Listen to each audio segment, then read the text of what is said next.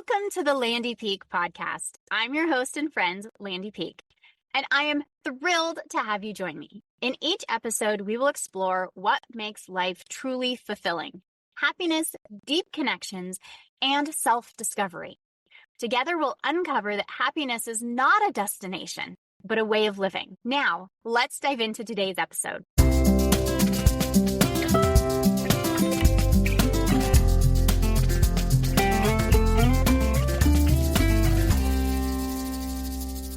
If you've been doing all the right things for your health, working out, eating clean, staying busy, and yet your body suddenly feels unfamiliar, this episode is for you. Because for so many women in midlife, it doesn't feel like a slow change. It feels like a switch flipped. Welcome back to the Landy Peak podcast. This is your host and friend, Landy Peak. And today, I'm joined by Amy Patrick. She's a strength, fitness, and nutrition coach, and a powerhouse voice in the midlife wellness space. Amy supports women who are done settling for feeling puffy, inflamed, exhausted, foggy, and frustrated. And what I love about her approach is this: she doesn't shame you for what used to work. She simply hands you the new rulebook for this season of life. In this conversation, we're getting real about what's happening physiologically in perimenopause.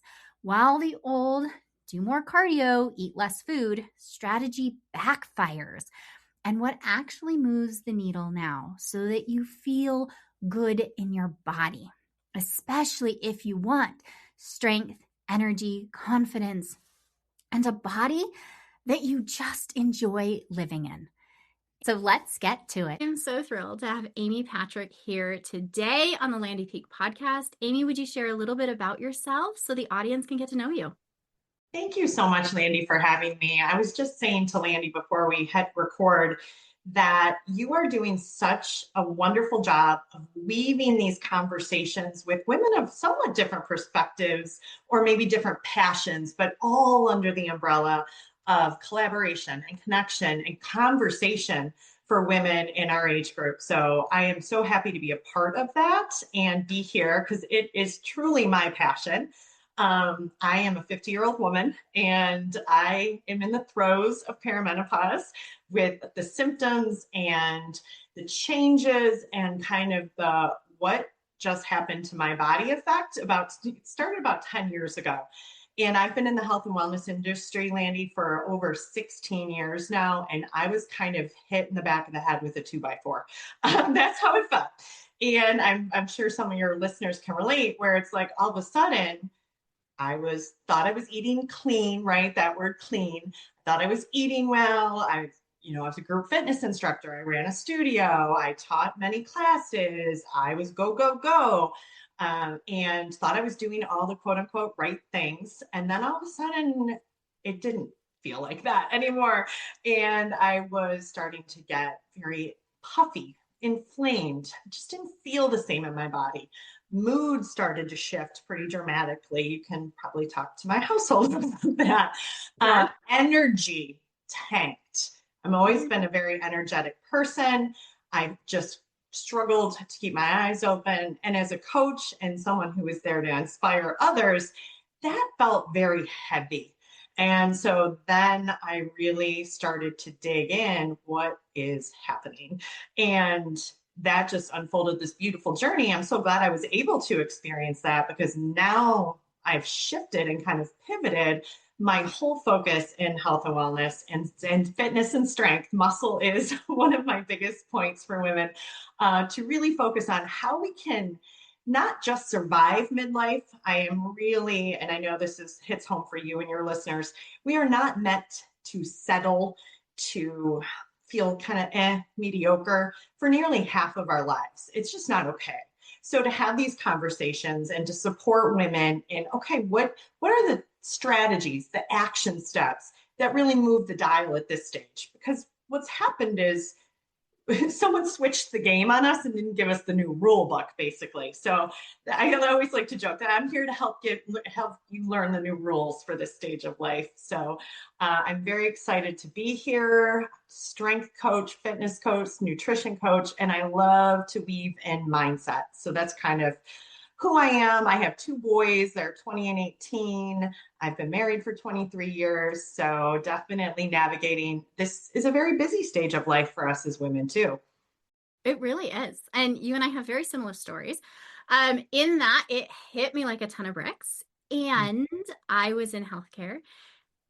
And I think the exhaustion was the thing I was not expecting and didn't know how to navigate mentally because I, like you, was a very active, energetic person. And all of a sudden, it's like when you said, I'm struggling to keep my eyes open, I'm like, yes, I remember that so vividly.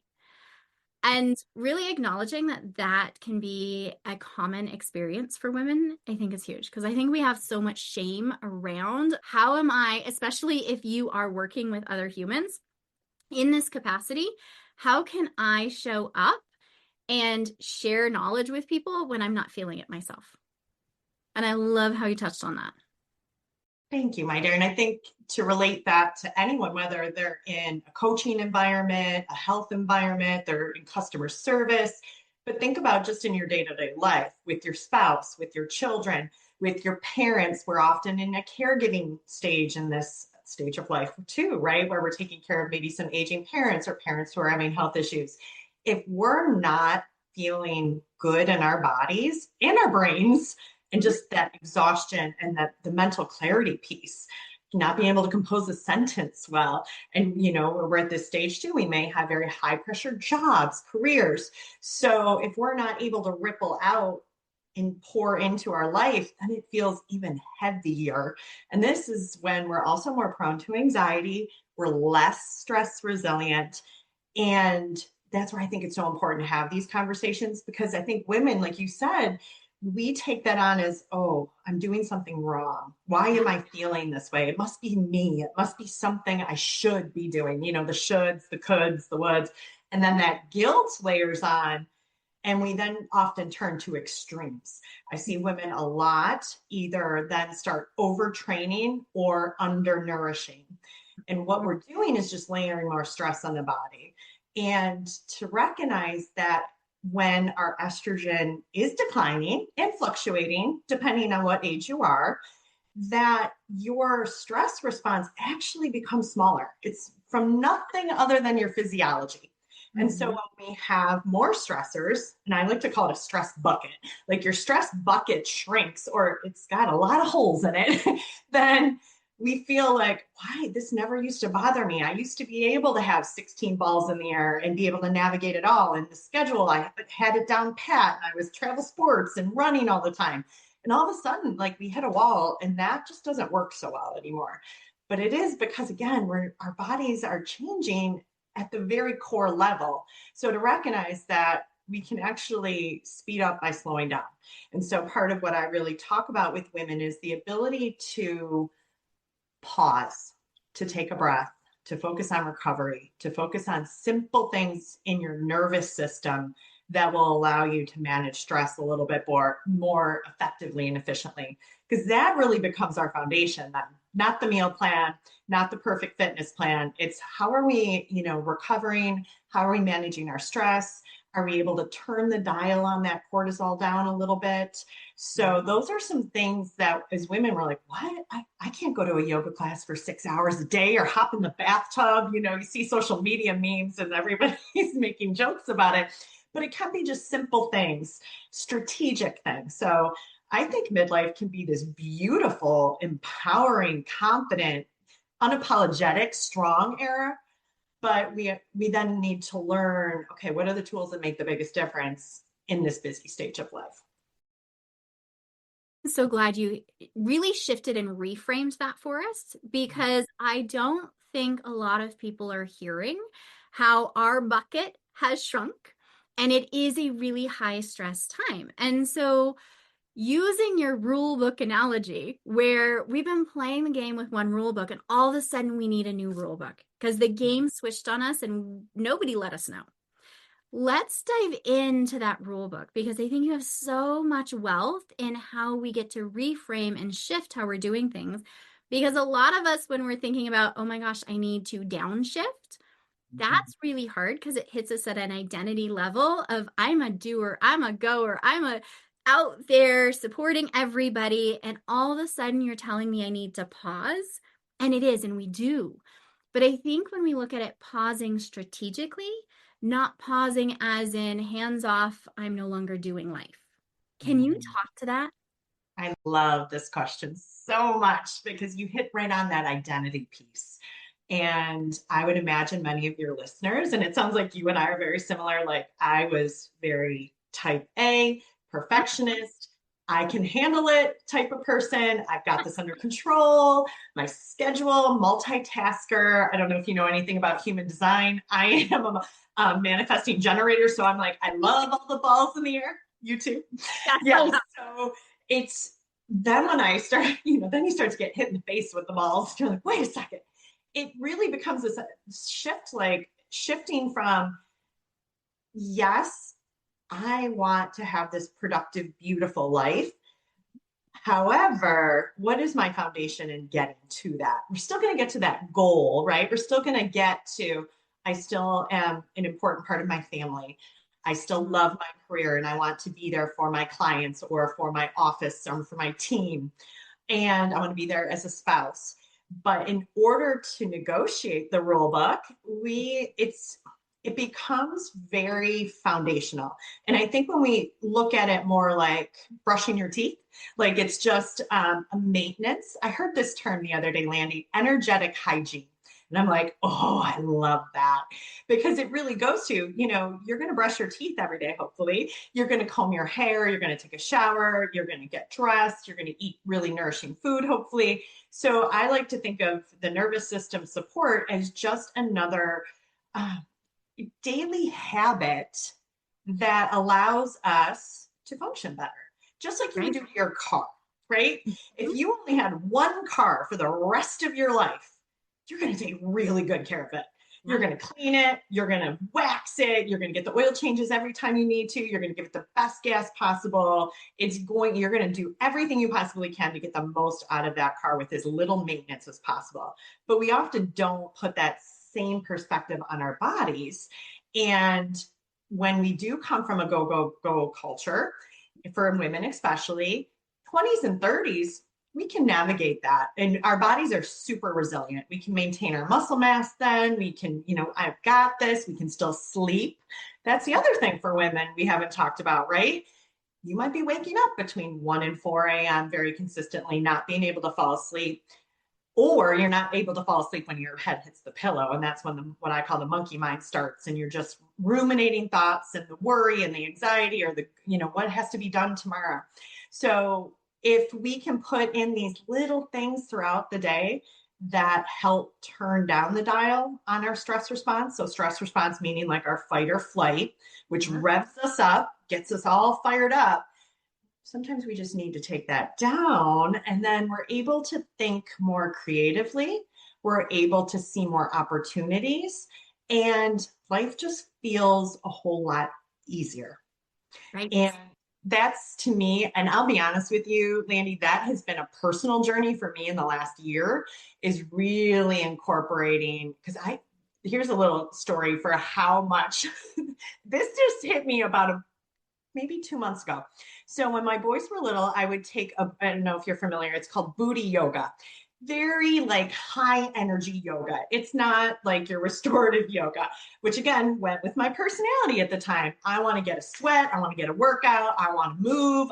It was aerobic, great music. And oftentimes my son, who was younger at the time, he would have hockey like right after yoga class. So before Savasana, which most people love, where you're laying down in corpse pose and just chilling, I'd have to be like, I'm so sorry, Erin, I've got to run. Finley's got hockey out the door. However, there were many times when I could have stayed for Savasana and lay on that mat and chill. But there was something in me that was like, oh, I got to get home or I got to get out. I didn't feel comfortable to lay there. And Right. looking back now, my body didn't feel safe to Yeah. relax, which is Mhm. kind of crazy to think about. But I think that's the case for a lot of women. And that might, pop up or really manifest in different ways for us. But to recognize that if you don't feel safe to slow down, I don't know if you've ever experienced this. Like if I just sat down for a minute just to kind of chill, but I heard the garage door go up and my husband was coming in. Oh, look, I got to pop up and look like I'm doing something Absolutely. because again, I didn't want to appear unproductive or lazy or not, doing what I was supposed to be doing in my brain. Not that he had that expectation, but in my brain, I did. Uh-huh. So I think if I could, challenge your listeners, where are you not allowing yourself to take those shoulders down and to feel safe to just be, even if it's 5 minutes a day? And sometimes it's just putting your right hand on your heart, your left hand on your belly, and taking a few breaths. And we all have time in our day to do that. It Mhm. might be, getting off your screens in the morning or at night. That was a big one for me as well. That helped me to calm. If you've ever seen the ice rollers, this is great for my women who have hot flashes or night sweats. Put it in the freezer, and then you want to roll it over your face in the middle of the day or the evening, and then down the back of your neck, because that's where our vagus nerve is, the biggest nerve for your parasympathetic, your rest and digest nervous system. And that cold water instantly calms us, or splashing cold water in your face, running your hands under cold water, going into a butterfly hug and rubbing your shoulders. So when I'm talking about nervous system regulation, I'm not talking about we need to be calm all day long, because that is not possible and it doesn't work. Life is going to happen. It's having these simple little tools in our toolbox that we can pull out throughout the day, just like you would brush your teeth or just like you would, send an email, that just we start to become more aware of that, and we intersperse them throughout the day in these really simple ways that works for us. Like right before I got on our conversation, I wanted to be in my best state possible for you and your wonderful listeners, and be ready to have a great conversation and have my energy up. So I have a little routine I do before I do any speaking, where I calm myself, I ground myself, and it really is what feels right for you as an individual, but to recognize, where do I need to slow down a little bit throughout the day? And it honestly makes you so much more in a positive mood, energetic and productive, than when we get resentful and nippy and, oh my gosh, I'm so overwhelmed. Like, I'm trying to replace that word from my vocabulary. No more overwhelmed, no more stuck. We have options, but we just have to kind of slow down and get a support and accountability in what those options may be. Absolutely. I am so glad you brought that up, because a lot of what we hear around nervous system work is being calm, being zen. And I, like you, unless I'm in a class, I wasn't skipping Shavasana in a class, but if I thought I could have gotten away with it, I think I would have. I just don't think it occurred to me. I never, if I do a home practice, do Shavasana. I finished that last one and I am off and gone. I have consciously brought Shavasana back in, Love and that. silence and practices of just being, because that wasn't safe. And it's learning that my body wasn't really experiencing that rest as safety. I've shared before, I, like you, would like hear my husband pull up, and even if I was sitting there, go find something so I look productive, because internally my worth was tied to what I was doing, not to who I am being. And so that shift is huge for me, and it's something I have worked on over the last few years. But I looked at nervous system as creating stability, just like we do with, our body and our muscles, and creating that balance so that we can move more, because we have that internal stability so that we have mobility. And it's looking at our nervous system is that stability. That is the foundation. And from this stable space, we don't have to be calm, but it gives us the ability to be reactive, to move fast, to have clear thinking, to have expansion in our life, because we look a lot at nervous system. And I have a trauma background through a trauma lens, but what I found is the nervous system is key to our growth. If we want to step into that new identity of being someone that can relax and rest, that has the capacity to bring in more money, to bring in more relationships and love, and bring in more clients, if you're a business owner, we have to have that stability so that we have the range and capacity to handle it without the overwhelm and the stuck feeling. And so I love that you're bringing that in, because you and I are on the same wavelength, and it is a shift. And it's those moments of, and you're using nervous system in very similar ways that I do. We're using it throughout the day. It is not bringing in a tool to like, oh my gosh, I'm so overwhelmed and I'm going to bring this in. But if we give ourselves those moments of safety, that's where we need it. We need to bring in, and I love how you brought up that you do a routine before you public speak. I also was doing my nervous system work before we, got on the call. But I'm looking at, we need to do it before, during, and after, because it's not, we can have nervous system work in theory all day long. And you can have the understanding. And I hear so many women say, I know what I should do, but I don't know how to do it, because in the moment, the nervous system doesn't have the capacity to really metabolize that stress. And so when we're looking at those moments of safety, how can we set ourselves up for this could be an activating experience, just you and I talking? We're going to give ourselves stability. During, if we're feeling that heightened of stress, let's bring in some of those tools to give ourselves that stability. And after, and I find this is one that we miss, is after we've done something really big, either stressful or good that's stressful, we don't support ourselves then. So it's like, how can we bring in that nervous system regulation after we've done something, when we're feeling the anxiety and we're feeling the heightened and we're feeling like, where deep breaths aren't doing it anymore. And although going for a run would be really lovely, I have a client next, so I can't go for a run.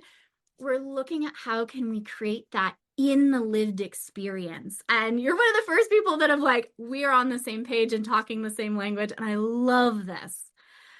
I'm just leaning in more as you're talking. I just noticed my body language. I'm leaning in more, Landy, because you just had a beautiful way to describe that. I love the before, during, and after. It was beautifully stated, and how you described it as structure. And I think for a lot of us that are type A of go, go, go, we think of nervous system work as kind of woo woo. It's the fluffy stuff. It's not necessary. But how you use the word structure, it is the underpinning of everything you want to do in your life. And just, you so beautifully stated, we're very much on the same page too about capacity. I love that word capacity, because if we don't give that structure to our systems, we will always stay in the same place. And that includes with your health and wellness goals. If you are a woman over 40 and you have a fat loss goal, if you are in a constant fight or flight state, you are going to have such a more difficult time losing fat than if you do practice the regulation that you talked about. And then we're supporting our body. There's the new rule there, right? Like, it is really important to underpin your daily life with some nervous system tools. Again, not calm, but when you recognize, or you start to look for triggers or patterns, like you and I, when we're about to do some public speaking or about to talk with a client, I want to be in my most energetic place and open for them. And with your kids, it can be too, right? So to have these moments just to transition, and it doesn't have to be long, expensive, complicated, or totally woo-woo. It can just be, it's so rooted in science too. And I'm sure you relate that to your client. Like, there's so much of this interwoven. I call my coaching is grounded in science, strategy, soul, and sass, because I will give you a little sass in there too. But there is, and we want to be energetic and fun and lively, but all of that in these strategies is rooted in science. So thank you so much for sharing that. And your listeners are just, I hope they're taking it all in, because that was such a beautiful way. And I think you said about the run too. I love that, because sometimes we need to move it out through our body. Animals, if you've ever watched an animal after stress, they shake it out. And when I teach some of my fitness classes, I will literally have women, okay, we're going to take a deep breath up after we've done our strength work, and we shake it out. We shake out the legs, we shake out the arms. I do breathing exercises with them. And I never really realized until you were saying it, that's kind of the after, right? Like, exercise is a stressor on your body. And you were saying before, during, and after, and I never kind of thought about, I do it after because of wanting to cycle through the nervous system, but how to do it after a conversation or after even the exciting things in our lives. Again, you said that beautifully too, because there's such a fine line between anxiety and excitement. They both kind of feel the same, right? A little bit of butterflies, our body kind of gets the shoulders come up a little bit. We're a little nervous, but they're very closely related. So things that make us nervous or things that make us excited, that's a great time to pull out those tools. So I love, love, love this. So I do want to swing into your sweet spot around our bodies and how Yes. being the person that was go, go, go, let's push my body to the max until that wasn't working anymore. And the rules changed. And now what? Can you speak to how we can support ourselves physically as we're hitting this perimenopause space?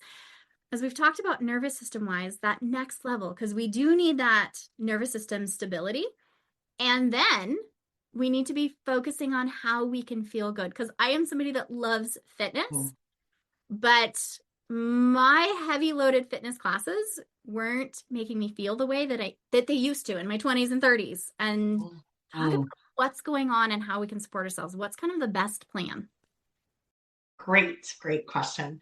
And I like, again, how you framed that. We've got our nervous system as our stability, and then we have our pillars, right? So fitness and movement, huge pillar, and then our nourishment, huge pillar. But again, I come from a group fitness background where it was like teaching boot camps, interval work. I taught step class, I taught a boxing class, very like the better and the more sweat, that was a better workout. Exactly. If I feel completely wiped out and exhausted, that was awesome. Yes. And it's really about it. So again, going back to the rules of the game, it's shifting the mindset around that. So we can still unleash that awesome athlete within us, that competitor, that person who likes to train. But now we're taking it up a notch because you're actually not just working out anymore. Like in a, and kind of in a group fitness class, it's getting a great sweat. You're working on your cardiovascular system. Yes, you might be using some resistance, but it's a very different beast than when we get into very focused, progressive overload strength training that's done in a plan. So that is to me, the key for women over 40 to maintain their muscle mass. And I've seen it time and time again. I've worked with, which is just kind of crazy to say now, Landy, but I've worked with hundreds of women and all in this age group. And it is so empowering. And it's why I love my job so much, to see the transformation, not just in this is a whole nother conversation, but I really encourage women not to use the scale as a measure of progress. We use our muscle, our body composition, how we feel in our bodies. Do we feel stronger? Are you lifting heavier? Are you able to do a push-up from your feet? How are your clothes fitting? Let's look at those progress photos and see the reduction in inflammation. So it's really shifting the mindset on the protocols and then the measures of progress, because we come from the era of the scale is king. And yes. I want to lose weight. I want to be skinny. I want to restrict and diet and just constantly work out until I'm dead. So that to me was a big game changer in recognizing I need to slow down my strength training. I need to focus on what I'm lifting and how I'm lifting. And I need it laid out in a plan. So oftentimes women like to do just kind of random workouts. I'll pull something from YouTube. I'll do something my friend sent me on Instagram. And that's how we're still moving, which is, don't get me wrong, is wonderful. We want to be moving. But when we do these random things, I always say we get random results. Right. This stage of life, we need to be more strategic. And it can be very fun and exciting though when we're maybe like, oh, that sounds so boring. It's not boring at all, because you get into that athletic mindset of how many, with my in-person clients, I do benchmarks. So in October, we did a push-ups. How many push-ups can you do in a minute? We just did it again yesterday. Every single woman yesterday got more push-ups in November than they did in October, and they were radiant about it. So excited. That had nothing to do with the scale, nothing to do with what they ate that day or anything about those kind of measures. It's they felt strong in their bodies. So we need to shift like those measures of progress and then lifting heavier weights and wherever that is for you right now. And, if Mhm. you're starting with 3 pounds, then okay, let's work on getting up to 5 pounds. And then it's really encouraging to see how you progress. And I really do encourage women to track it. Have a plan and track what you're doing, because then you can look back and be like, oh my gosh, I started here. I had a Mhm. client, I just congratulated her so much yesterday. When I started working with her a little over a year ago, she had had a sprained ankle, very weak ankles. She had gone through a later in life pregnancy. Her hormones were a mess, which affected her joints, which is another thing we don't talk about often with perimenopause and menopause. It impacts your joints. And we're like, oh, I'm just getting old. It's because you are losing your lubrication in your body, and we need to replace that in other ways. Uh-huh. So anyway, this client started with me. She had just finished PT and she wanted to get stronger. We literally started with bands and body weight because she wasn't cleared to lift weights at all yet. And this is a virtual client, so I wasn't with her in person, but we worked together, and she was so consistent through so many different obstacles and challenges, including having a toddler at 44. So she is a school administrator, so high stress job, but she was just committed to getting stronger. That was her goal. Yesterday in her check-in, she messaged me. She just deadlifted 50 pounds in each hand. When we worked from a year ago, she wasn't lifting any weights. Right. So she was ecstatic, ecstatic. And that's the kind of changes we can make. Her body composition has changed completely. And when women say, I want to lose weight, most of the time they want a different body composition. They want to look like they work out. They want to look like they're fit. They really don't care so much about the weight as how they look and feel. But we get so hyper focused on the scale, and we're so ingrained. I got to drop my calories and I got to increase my cardio to get there, that takes a bit of a mindset shift. And that's one of the things I really try to work on with my clients, is that mindset shift on how we get there. Still going to get you the goal you want, but we're going to take a little bit of a different path at this time of life. And the strength training it's phenomenal. It's so cool to do. And I encourage every woman out there to lift some weights. If your aging is important to you, if your mobility, your independence, remembering your children's names when you're 80, because it's not just about how you look, it's about your independence as you age. And it is so connected to your brain health. It is so connected to your metabolism, and it is so connected to your joint and bone health. And that's all connected to your cardiovascular system too. So if you want to live without chronic illness, you want to have adventures with your husband and your grandkids, if you want to work for a while because you love your job and you want to travel and experience things, you have to have muscle on your body. That's my point of view. You need to focus on your muscle, and lifting some weights is the way to do it. Gosh, I love the reframe around it's not just losing weight, because you've hit the nail on the head where what we want as women is to feel good in our bodies, to look like we work out, so that when we put on clothes, we're like, oh, yeah, I look good. Not, oh, those jeans are a little tight. And it's that mindset shift around the scale to really have the true goal is that we want to feel good, that we're out there, we have the energy, we have the capacity, we can do the things we want, and we feel good doing it. And I've that feeds your energy. You and I talked about energy. That confidence radiates out, and then you have more energy. It's crazy. It just goes hand in hand. It's not just the endorphins and the dopamine hit you get from the workouts, but it is this confidence then of feeling good in your clothes. I can't tell you, it breaks my heart when I see women that will not take pictures with their family because they are so uncomfortable in their bodies that they will not on vacations. They just are always the one taking the pictures. Oh no, I'm good. I don't want to be in there.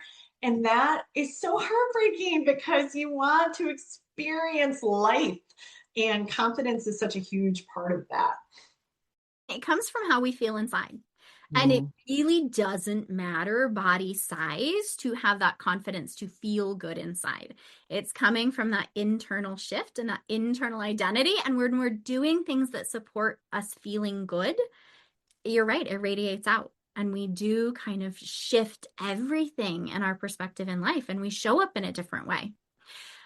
I've read so much about strength training in midlife. But can you break it down a little bit more for the listener? And what are we talking about? What are we looking at?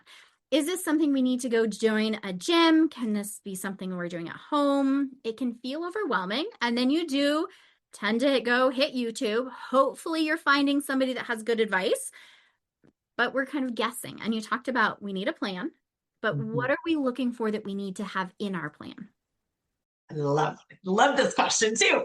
So first and foremost, if you're just starting out in strength training, I would highly recommend getting a coach. I would also highly recommend getting a female coach who understands the female body. There is, if you have heard of Dr. Stacy Sims, her whole philosophy is women are not small men.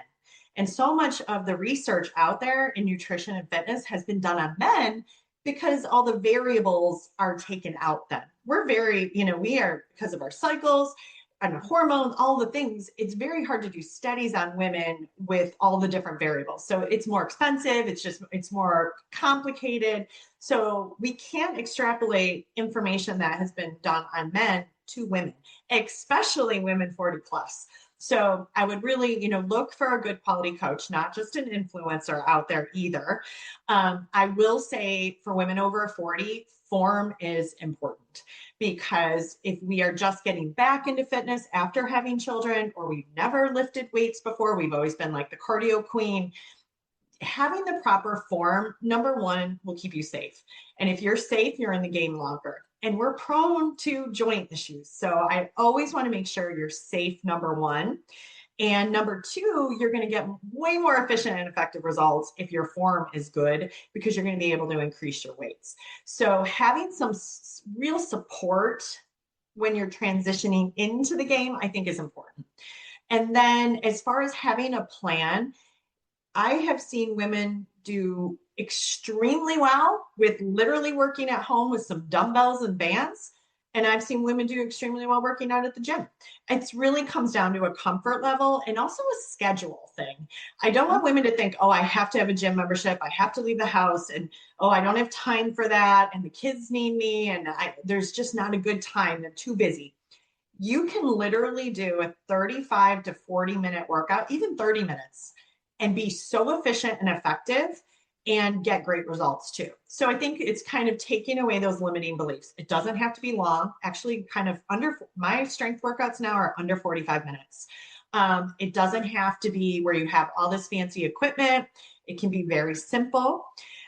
You want to do work that, again, supports the female body. So I always like to focus on glutes, because not only do we like to have good glutes in our genes, no pancake butts, but also if you have strong glutes, strong hamstrings, you're way less likely to have low back and knee issues. I also love for women, you and I are both sitting upright with our posture, but it's really important to work your rear delts, because otherwise, and again, in this day and age where we're all on our phones or our computers, we're always hunched forward. So I love for women to work the rear delts to balance out the rounded shoulder effect. So I never like women to do anything where, those machines at the gym where you're grabbing and crunching forward. We are already forward enough. So in my mind, I'm always thinking about balance. Where do we need more support? Usually it's the back of the body. And then let's get the big muscle groups in. So if you only have 2 days a week to work out, maybe you do 1 day of legs and 1 day of your chest and back and some core work. And then if you have more flexibility to add in, we can layer in from there. But for women just starting out, 2 days a week, 30 to 45 minutes at home, at the gym. If you're a little intimidated at the gym, start at home. And you just need a couple sets of dumbbells, some bands. And what I call progressive overload, Landy, is like, it's not that you do all of a sudden, we're not doing the muscle confusion thing anymore. That was kind of past. If I am doing a strength training program for a client, we usually work in 4-week blocks. So for 4 weeks, you're doing the same, let's say it's 2 days a week, you're doing the same upper, same lower, or maybe it's a total body. And you're doing that week 2, week 3, week 4. The benefit of that, and that's exactly how I trained myself. The benefit of that is now week 1, you're getting used to the moves. You're learning the moves. You're getting confident in them. You're kind of figuring out, what weight can I lift here? How is my form? Am I breathing? Am I engaging my core? core is so important for women too. And then by week 2, you're like, oh, okay, I got this. I think I can go up in weight and this exercise. Week 3 and week 4, I call week 4 as like the main event. You're a runner, you had mentioned. So like, let's say you were training for a marathon. Well, week 4 is game on marathon in your big city in the event. So you want to challenge yourself. Like, how heavy can I go in good form? And then we start all over again with a new phase. So it's developing confidence and competency, but then throughout the month, throughout the phase, you're building greater endurance and strength because you're starting to lift heavier or slowing the movement down or incorporating a little bit of pauses. So there's always ways to generate more time under tension. And that's really the goal. We don't actually build muscle during a workout. We break it down, right? We want to break down the muscle. And this is kind of just to understand why these changes happen too. So there's estrogen receptors in your entire body. One of them is in your muscles. So this is why in our 20s and 30s, like when I was trying to get buff for my wedding, the book I bought, yes, I literally bought a book, was called Buff Brides. And I was so proud of myself. I followed the program and I had 5 and 8 pound weights and I did it in our back little room. And I got some great results with 5 and 8 pound weights.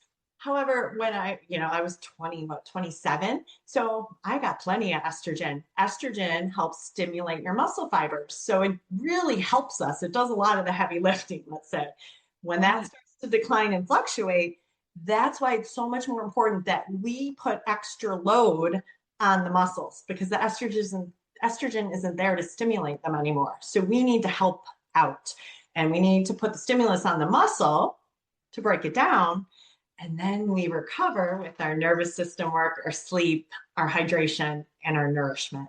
So break down the muscle during your workout, replenish with the other pillars, and really, it's challenging yourself in a different way versus the sweat and the cardio and the jumping. Not that, you can incorporate 1 or 2 small hit days in there, but it should not be your foundation. I just said that. As I go from that workout mentality to when you said 2 days a week, I'm like, oh my gosh, just 2 days a week and that's all you need? And I can feel in my body like, yeah, no, 5, because I was totally the one like, day off. I don't need a day off. I'm good. I need that run. Like if I don't have 7 days, then I'm going crazy. And it is that shift where, and I think in this age and stage, there's a lot more of our mindset that comes in around how we're thinking about exercise and how we are accepting exercise differently in our bodies, where we're looking at more, okay, we're not maxing out 7 days a week. You're talking start at 2 days a week. And then I love the progression through the month where you're doing the same exercises every week. And that starts making sense to my brain because I'm like, oh, I get like we're building that foundation. And then we get to increase and work on that load and stability. And how can we do time under tension where we're expanding? And it feels very expansive as I'm talking about it versus this more manic feeling around exercise of like, oh my gosh, I've got to get it in and I've got to, it's like, whoa, okay, that shifts. And I can literally feel it in my body as I'm talking. That shifts in the plan of, okay, I feel, and there's probably some nervous system safety in there. I feel safe going in, oh, there's a plan. And this is how I'm going to do it. And then I get to shift in the next month. But in my hyperactive brain, there is that stability that just comes in. It's like you're speaking nervous system work with exercise planning. And it's so funny. Like I've had 2 clients today that have like, oh my gosh, my little brain needs a plan and I need a plan. We weren't talking about exercise, but how many of us in this midlife stage are feeling so dysregulated and unstable in just life and stresses and trying to navigate. Having a plan that we can rely on does allow us to expand into that exercise where it's like, okay, I'm taken care of. And I love how you put, we need support. Because I think it's hard for a lot of women to receive support, to be like, shift out of the mindset of I can do it all and I'm going to do it all and I'm going to just figure it out to wait, if I have a plan, if I have that support, I also have the accountability. But more than that, I have a cheerleader that's going, okay, we're doing this and we're keeping going, and you're not just alone. Because I think a lot of what we do in this midlife space is try to just figure it out. And it's not a just figure it out, because we're trying to figure it out with the old rule book. And we need somebody with the new rule book to say, okay, this is what we need. And so you talked about the pillar with our mobility, our movement.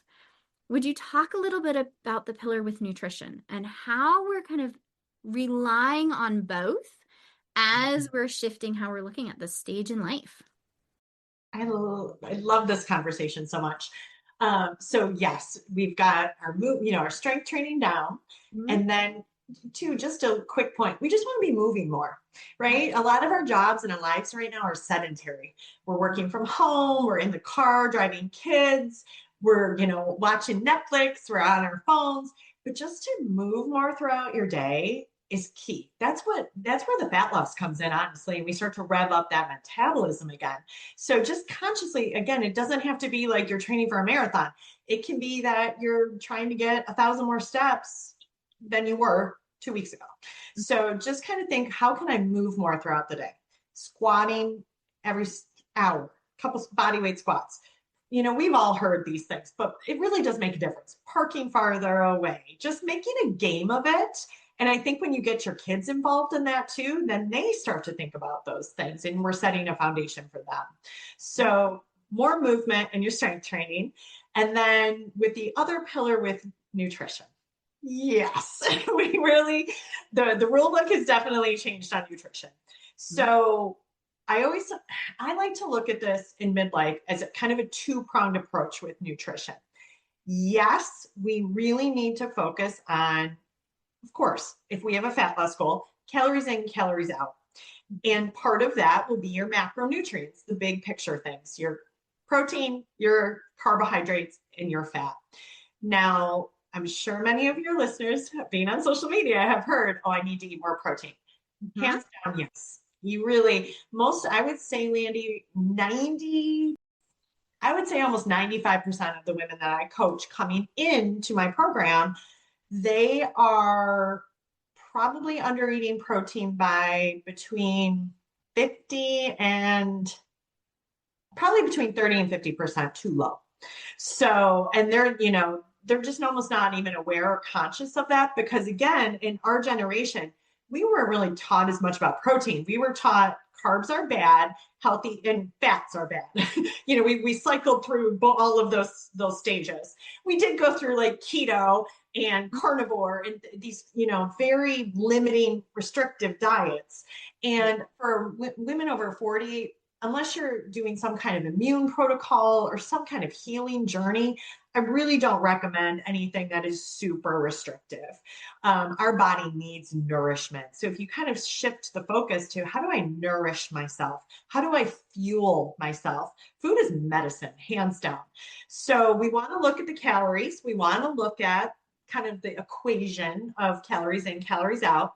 You do want to focus on protein. And if you're starting and you start to be more aware and you're only eating protein maybe twice a day, okay, let's make sure we're adding it at breakfast. Usually where I see women are missing the boat is breakfast and snacks, where snacks tend to be much more carbohydrate focused and quick burn energy. And that's when we really need more stability with protein and healthy fats when we're at snack time. So anchor your day with protein, and then make sure you're having a true protein source, breakfast, lunch, dinner, and a snack. And then you're going to get closer and closer. Now, if you have some specific strength training goals, if muscle is really important to you and you want to build more muscle, then we're going to build from there, right? We're going to start to increase. But if I could just get women thinking more about, okay, learning what a true protein source is. And guys, spoiler alert, I'm going to just, everyone will stop this podcast right here, Landy, but peanut butter is not a protein. Cheese is not a protein. Quinoa is not a protein. You want to look for something like, for the calories that you're getting, it has a good amount of protein in it. just kind of training in a different way to our brains. Like, what is a true protein? And how do I get 25 to 30 grams of protein in a meal? So just start to be more aware of your protein intake. Carbs are not a bad thing. We need carbohydrates to do a conversion of inactive to active thyroid hormone. So if you're on a very low carb diet for a long time, your thyroid is going to really dial down. And as we know, our thyroid is our main commander of our sex hormones and our metabolism. So that's where we need carbohydrates. Now we just need to focus on the quality of the carbs. You don't want to, and this is kind of no brainer now, but sometimes we just need to just take a look at what we're doing out of habit versus intention. And so quality carbohydrates, sweet potatoes, oats, sourdough bread, sprouted bread, all kinds of, there's really good quality pastas out there now you can incorporate. Potatoes are great. What am I missing? Rice, quinoa, beans, veggies and fruits are carbohydrates. So make sure you're getting so much color and fiber. Fiber is hugely important. And then also where I think women miss the boat is healthy fats, where that is, again, if you're having brain fog, your hair, skin, and nails are starting to diminish in their luster, if you will. Joints. These are where, when we focus on the quality of our nutrition, we can start to impact our perimenopause and menopausal symptoms, which is quality of life.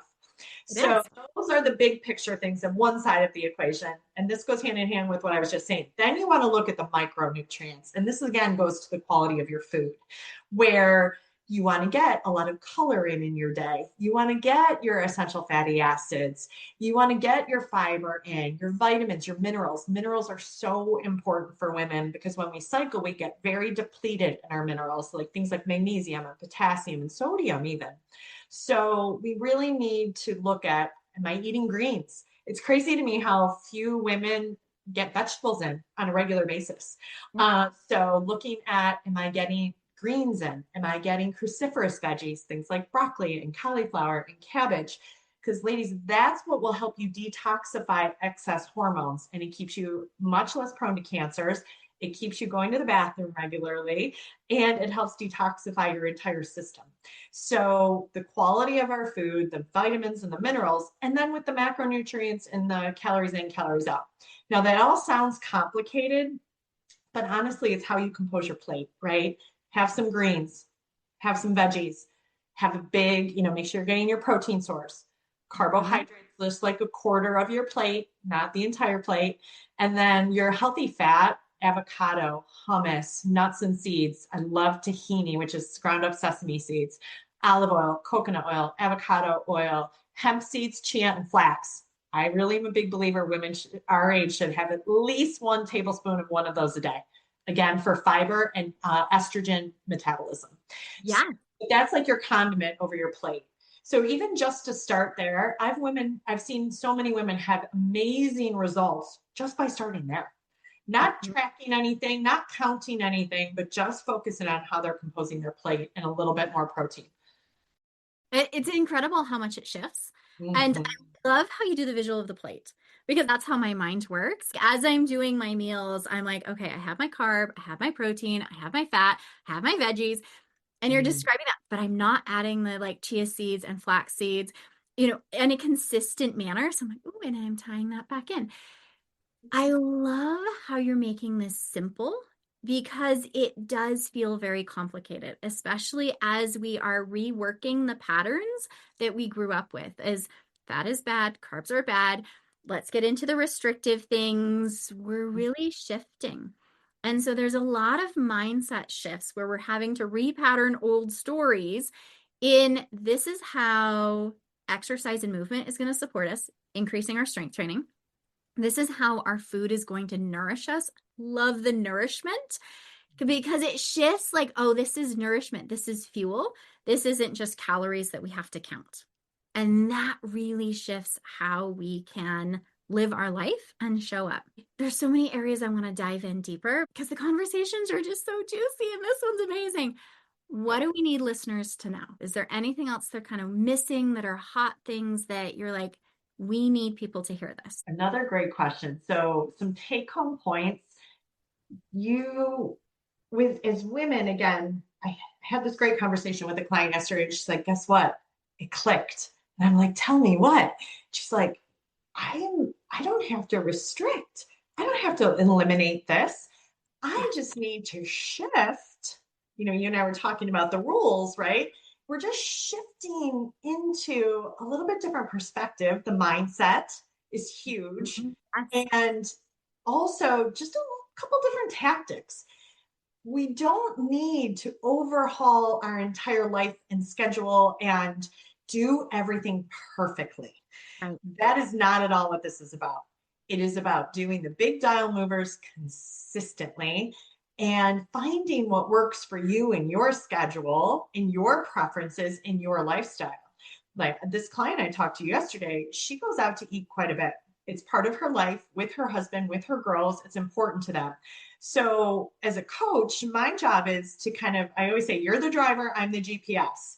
I'm going to hold the vision and get you to where you want to go, but I need you to do the driving and do the work. And then we'll pivot and navigate any construction or accidents or delays together.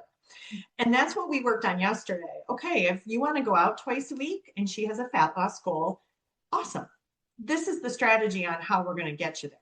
So we talked about different ways in that she can navigate going out to eat with some different tactics. And she also, like me, turned 50 this year. And she's like, I'm going out with all my friends. We're drinking a lot because that's how they're celebrating. She keeps saying, I want my friends to do something other than go to bars. So we talked about different tactics there. And, lady, you were talking about identity before, right? There's so much of that tied to the identity. And sometimes doing these things causes us to shift with people we love and people we've been with. And just to be aware of that and that honor what's right for you, because the more you do that, the more you're going to connect with the people you're truly with and feel aligned with that. But we talked about, okay, alcohol. This is one, again, where if people hung on for the peanut butter statement, they might stop now. But there's so much out there on social media, memes about, oh, get your glass of wine to wind down and, go the happy hours. It's like this resurgence again of women and drinking. And I think that happened a lot after COVID, unfortunately. But I'm not one to restrict. I'm just saying, again, be aware. We want our daily habits and actions, things we do consistently, to be in alignment with our goals. So if you have a fat loss goal, but in your daily life, you're going out to and having drinks 3 or 4 nights a week, 2 to 3 drinks a night, that's not in alignment. Because again, that strategy just doesn't work. In our 20s and 30s, maybe. But as we get older, you place such a burden on the liver when we have too much alcohol. The liver will always prioritize metabolizing alcohol first, other than other macros. So if you're drinking very frequently, your liver is going to work on that first. Other macros get put into storage. So that's something I do have very candid conversations about where, okay, if that's important to you, let's talk about it. Let's get some tools, and then let's figure out how we're going to make this fit. Because if it's important to your lifestyle, how are we going to make that fit with your goals? Can we change from 6 drinks a week to 2 to 3? Mm-hmm. And can we drink a lot more water in the meantime? So part of, what I like to tell women is you don't have to shift everything, but we just have to be a little more strategic. That word strategy keeps coming up. And you hit the word accountability, girl.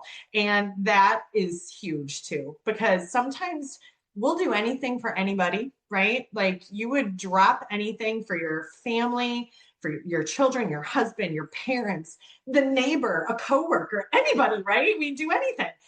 But when it comes to, hey guys, mom's going to work out for 30 minutes, or mom is going to invest in some coaching. And that means maybe dance lessons are going to be 3 times a week instead of 5 times a week, to have these conversations around prioritizing our own needs, whether that be time, resources, not taking care of something, delegating a little bit, that it's okay to have those conversations and it's okay to prioritize yourself.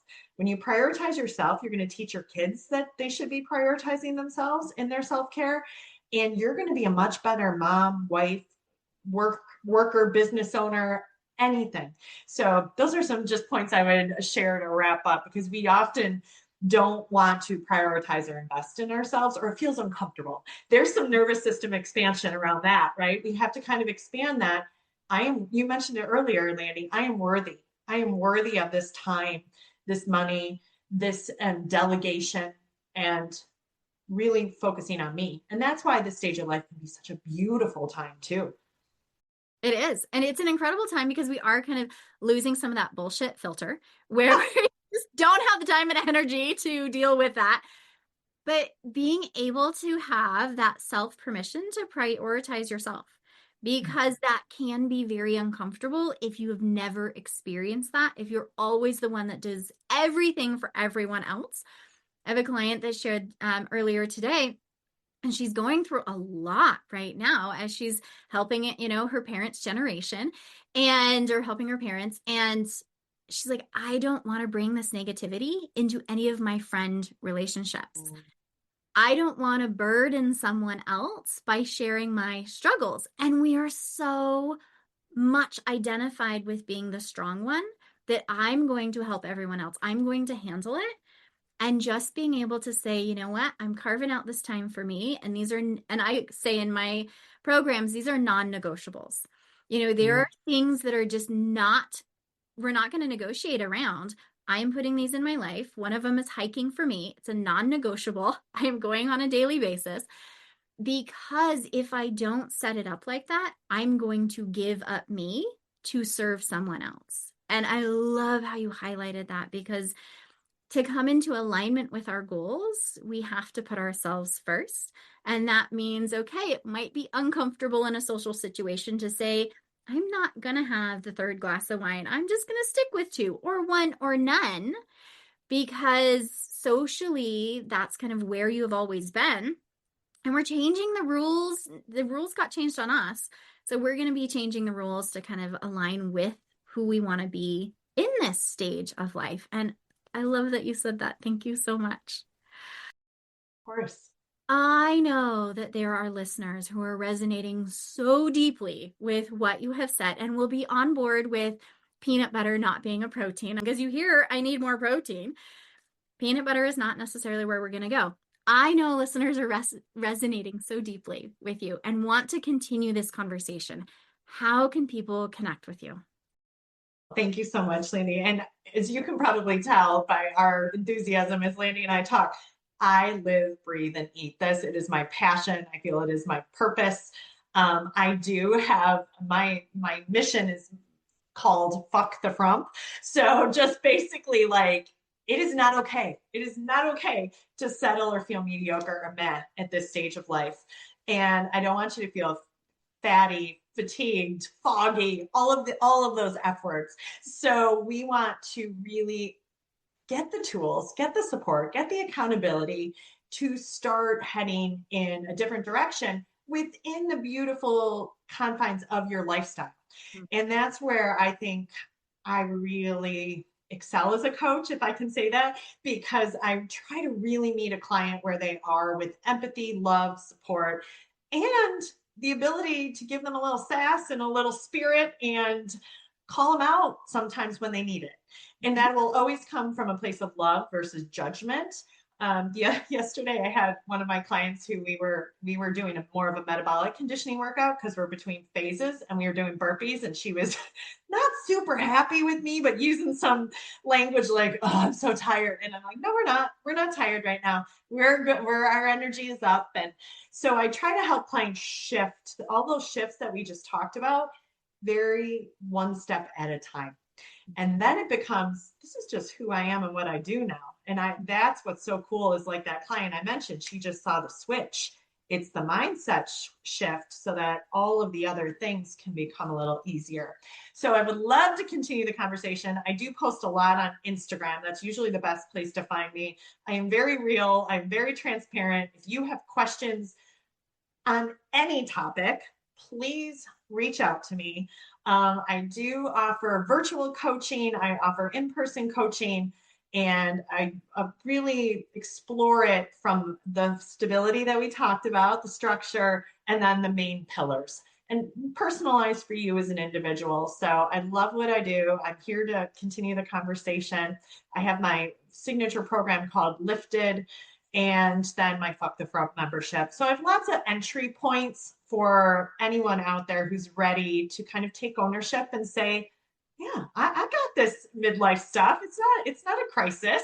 This is where I'm at. This can be my most powerful era yet. So let's continue the conversation. Oh my gosh, I love that. And I will have all of your links down in the show notes. And Instagram, are you the Midlife Muscle Mentor? I am, Landy. Thank you. Yes, my super identity there. Please do follow Amy on Instagram. She's got some amazing stuff, great information that comes out. Thank you so much for this incredible conversation. I have loved talking with you, and I hope listeners are just pulling nuggets like crazy because there's such wealth in what you have shared. Landy, thank you so much for this opportunity. I feel so lit up right now. You are a gift, and all of your listeners are in such a special place. And I can't wait to continue our conversations and continue to see what you unfold in this wonderful space. So thank you. Oh my gosh, thank you. Amy, I want to truly thank you. This is one of those conversations that doesn't just give us information, it gives us permission. Permission to stop forcing what's not working, permission to stop blaming ourselves, and permission to get strategic instead of continuing to do the old things by the old rule book. And if you're listening and thinking, this is exactly what I needed to hear, here's what I want you to do next. Go follow Amy on Instagram at the Midlife Muscle Mentor and check out the show notes. I'm linking her programs and all of her links down in the show notes, so you can take the next step in a way that fits your life. And this matters. Midlife isn't this time of collapse, but it is reorganization. It is recalibration. Your body isn't betraying you, although sometimes it feels like it is. It's communicating with you. If this episode helped you, share it with the woman you love who's been quietly struggling, so that you can tell her you're not alone. And there are women like us out there ready to support you in the way that you need. I want to say, Amy, I'm so grateful for you for being here with this conversation and sharing the amazing strategies and tips that you did. I want to thank you, the listener, for doing something incredible for you, for taking the time for you, because I know that gets tricky, for really taking that next step so that you create the life, body, mental health that you want, because it is your choice and it is your time. And it's the things that you do today that will change your tomorrows in an incredible, incredible way. I am so grateful that you're here, that you're listening, and that you're in my life. I truly value you being here. I want to let you know, because if nobody has said it, you are changing the world just by being you, just by showing up, by doing the things that you are doing in this world. You're making a difference. I want to wish you all the happiness that today can bring, and I will talk to you on the next episode. Hey, before you go, just a little bit of legal. This podcast is designed for educational purposes only. It is not to replace any expert advice from your doctors, therapists, coaches, or any other professional that you would work with. It's just a chat with a friend, me, where we get curious about ideas, thoughts, and things that are going on in our lives. And as we're talking about friends, if you know someone who would benefit from the conversation today, please share, because I think the more that we open up these conversations, the more benefit we all get. So until next time, give yourself a big hug from me and stay curious, because that's the fun in this world.